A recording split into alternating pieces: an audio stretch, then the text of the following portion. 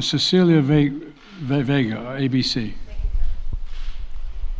Sir, sanctions clearly have not been enough to deter Vladimir Putin to this point. What is going to stop him? How and when does this end? And do you see him trying to go beyond Ukraine? And a second question I'll just give to you now. This statement that he gave last night, the threat that he gave, the West will face consequences greater than any you have faced in history. Is he threatening a nuclear strike?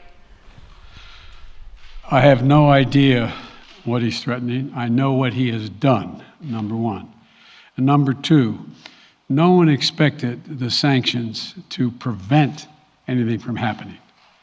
It has to show, this is going to take time, and we have to show resolve so he knows what's coming. And so the people of Russia know what he's brought on them. That's what this is all about. This is going to take time. It's not going to occur. He's going to say, oh my God, these sanctions are coming, I'm going to stand down. He's going to test the resolve of the West to see if we stay together, and we will. We will, and it will impose significant costs on him. Will he go beyond Ukraine, sir? Do you see him going beyond? Yes. Thank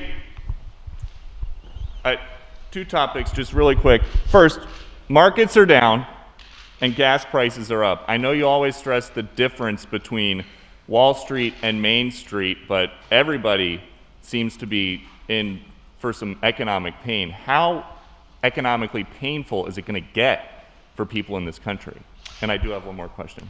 First of all, there's no doubt that when a major nuclear power attacks and invades another country, that the world is going to respond, and markets can respond all over the world.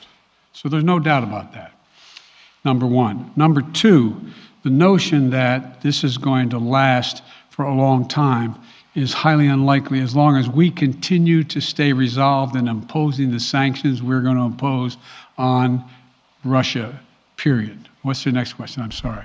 The next question is, did you underestimate Putin, and would you still describe him the way that you did in the summer as a worthy adversary?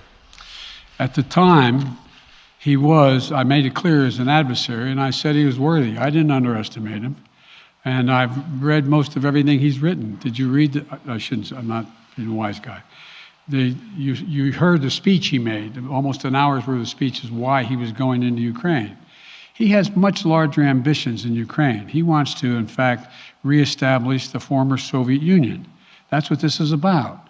And I think that his ambitions are completely contrary to the place where the rest of the world has arrived. You're confident that these devastating sanctions are going to be as devastating as Russian missiles and bullets and tanks? Yes, Russian bullets, missiles, and tanks in Ukraine. Yes, I am. Thank you, President Biden. If sanctions cannot stop President Putin, what penalty can? I didn't say sanctions couldn't stop him. You've been talking about the threat of these sanctions for several weeks now. Yes, but the threat of the sanctions and imposing the sanctions and seeing the effect of the sanctions are two different things. Okay, They're two different things. And we're now he's going to begin to see the effect of the sanctions.